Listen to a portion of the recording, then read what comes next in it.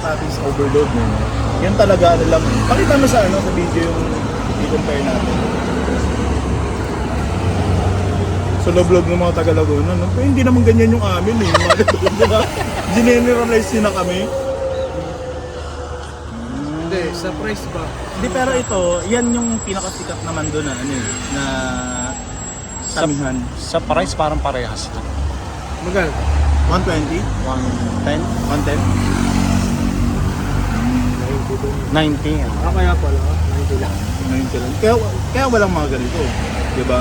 Eh, Pagkano tong pogo? 10. Ay ano ba? Ano bang ano ngayon? Lasa? Hindi, pero ito, in fairness kung ako piliin, dahil na-requam ko na rin sa Laguna, mas okay dito, no?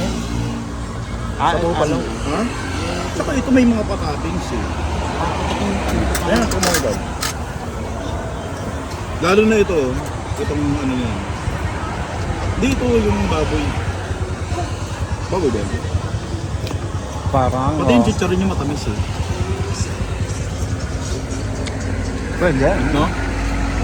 Parang matamis oh. Kapag kami, pag kami ganito talaga yung ano. Matamis nga siya. Matamis ang siya.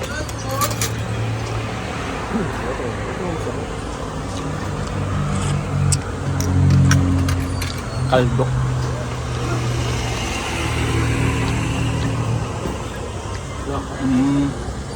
Kung ano yung nilagay dito, yun din yung yung chami ganun din kasi black din yun. Ay, hindi, parang ganito yun eh, no? Oh, ganito pero iba. Pero hindi ako, iba yung size ko rin. Malagkit. Yung parang grade yun eh. Parang gravy. Pero ito masarap kasi may patika rin. No?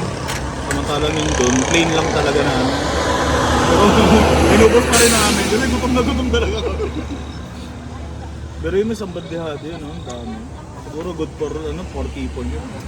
Pero dahil sa gutom namin, sa pag-ride namin na habulan, ride is slash karera.